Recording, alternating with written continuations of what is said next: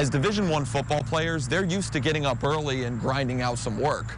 But this morning at the Samaritan Center, it was a different kind of work. I asked them what they were looking forward to the most, and a lot of them said the same thing. They're talking about the anticipation of that very first Friday night game under the lights, the first crack of the pads. Minor league baseball is the soul of America's pastime. It's where all the game's biggest stars were born, but in order for the game to see change, it has to start where it all begins. When you guys look at the preparation for a game like this, whether it's on the field or whether it's in front of the microphone, do you guys approach it like any other game, or do you allow yourself to really embrace the event that it's become? I'll tell you the one thing that doesn't cost any money is the exercise, because I think the amount of steps I took was like equivalent to climbing Mount Kilimanjaro today. I'm exhausted. You can certainly. What you saw last night in that Dolphins-Bengals game was really a reminder of how dangerous the sport of football really is, especially when it comes to head, neck, and spine injuries. They're known for their memorable moments on the field and on the court, but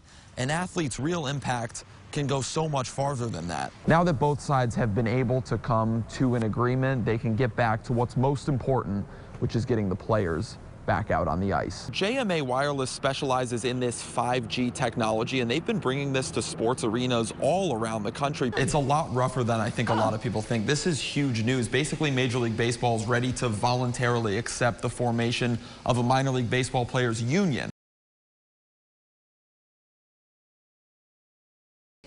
Josh Virgil grew up competing on fields and courts in the town of Fabius.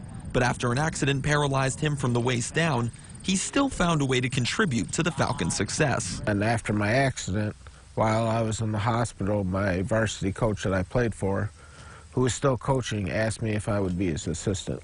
And he's been doing it all: baseball, boys soccer, and girls basketball. I was a little nervous on how am I going to coach, because I can't throw a baseball, I can't really swing a bat. But they helped out tremendously and made me feel welcome. But he knew he was on deck for something greater. And I really felt like that I was ready to either take over a team myself or a program myself and just run with it from there. Creating opportunity for Virgil, Governor Hochul signing new legislation allowing those who could not perform CPR to become a head coach. And then when it finally got signed the other night, it was so much excitement in my house and my family. And Virgil knows this will change the game for so many. I know of a few others that this could work for. And I wasn't just doing it for me. I wanted to open the doors for many others too. To be able to show the kids that there's still something out there. That it's not just because I'm in a wheelchair, it doesn't stop me from doing things. So if there's a bad play that the kids have in the game, shouldn't let that stop them. Well, ever since Virgil played the first game on this diamond right here, Falcon Park, it's been his dream to be a head coach. And now, thanks to new legislation, he's going to get the opportunity to do that. In Fabius, Casey Honigbaum, News Channel 9. And once you get the base built... For Pete Sala and the entire crew, it's like they've been working 8 days a week as they prep to welcome Sir Paul McCartney to the Dome on Saturday. We worked all day Tuesday, all day Wednesday. And came in this morning to start doing some of the preparation on the electrical side, on the rigging side, but the stage is pretty much built. But they still have a hard day's night ahead of them. For this evening into tomorrow morning, you'll see about 20 production trucks roll up out front. We have about 175 stagehands coming in to help us start putting the stage together, and we hope that by Friday evening, 7, 8 o'clock, we'll be in really good shape. The easiest part? Getting fans their ticket to ride. Today we got to the 35,000 number. I expect us to be at about 35.5 by the time the show starts on Saturday evening. If you still want tickets, the good news is there are some available. Up here in the 300s, 319 for example, you'll be paying anywhere from $50 to a little over $100. Yeah, that's right. And if you want tickets in this section, you're going to have to pay probably over $200. And if you want seats down here on the floor, let's just say it's going to be a pretty penny. For many, this visit might just be a day tripper, so they're going to need help. Sala recommends arriving early, making sure tickets are pre-downloaded, and especially figuring out parking as soon as possible. If you haven't bought a parking pass for the west side of campus, there is no parking there. We're asking people, if you don't have a parking pass, to go to Skytop. Even as they plan to welcome the first massive crowd to the Dome since before the pandemic, everyone is confident it will come together in the end. At the JMA Wireless Dome, Casey Honigbaum, News Channel 9.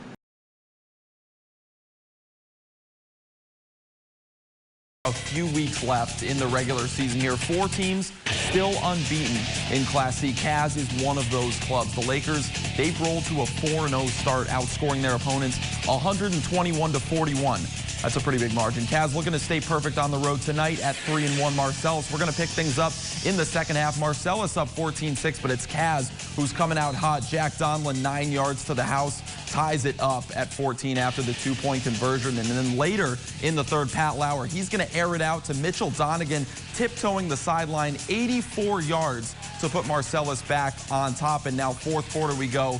J.P. Hawk, 29-yard pass to the corner of the end zone to find Jack Burns, and that's going to make it 28-21 Lakers. They'd go on to win by that score, and they're going to stay undefeated.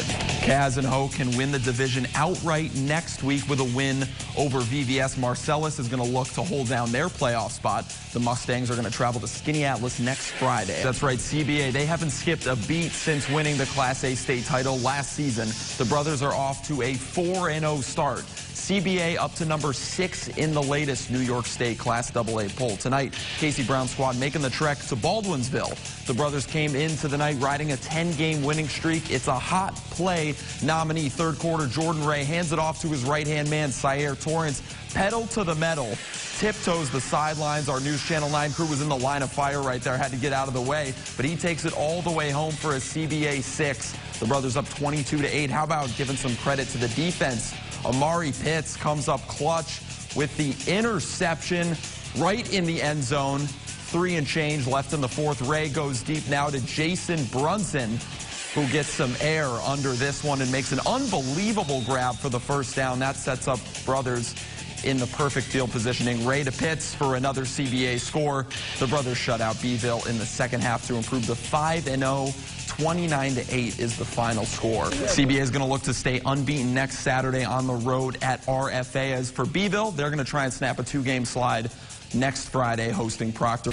The Lakers are making the trek to Dexter tonight to face a Lions squad that's outscored its first 2 opponents 111-0. Entering the night, General Brown was one of 4 unbeaten teams in the remaining Section 3 Class C, and the Lions would get on the board first. Seamus Devine breaks free, a 35-yard touchdown run. This is going to put General Brown on top 7-0. Next possession from the Lakers. The snap goes over Patrick Herr's head. Armando Archesi recovers in the end zone for a touchdown. 14-0 Lions. Second quarter now. Caleb Natali takes it in from a yard out to make it 21-0 Lions. They cruise the rest of the way. Another blowout win. 49-7 your final score. General Brown, they're going to travel to Westmoreland next Saturday. Skinny Atlas returns home to host Solvay next Friday. Last time these two teams played, Cortland put up 580 yards of offense, and Buffalo has not gotten a lot better, so I'm taking Cortland in this one. Usually that means the hot seat for head coaches. So which one of these coaches do we think's behind is the most warm? Dane, we're going to start with you. Yeah, I mean, my favorite game of the week in Iowa City. One of the biggest games of the year, Penn State and Iowa. The numbers for this game are crazy. Both defenses, they have been nails all year, averaging. They're around 12 points each allowed. The question will be whose offense is going to break through. Neither's really been overly prolific. Around 30 points a game, it's pretty good, but I'm looking for Penn State to really establish their run, which they've kind of yet to do this year. And if Iowa can stifle that attack, I think we're going to be in for a really great game. Fans do this for all teams. You like to think that you contributed to the game somehow when your team wins. So when you guys win, I want to be able to say that I contributed somehow to the win. So I'm going to give you my breakfast of champions here. I think that in order for you guys to win a Quartica jug, you got to make sure you have a good breakfast. So I brought you a box of Frosted Flakes. Oh my God.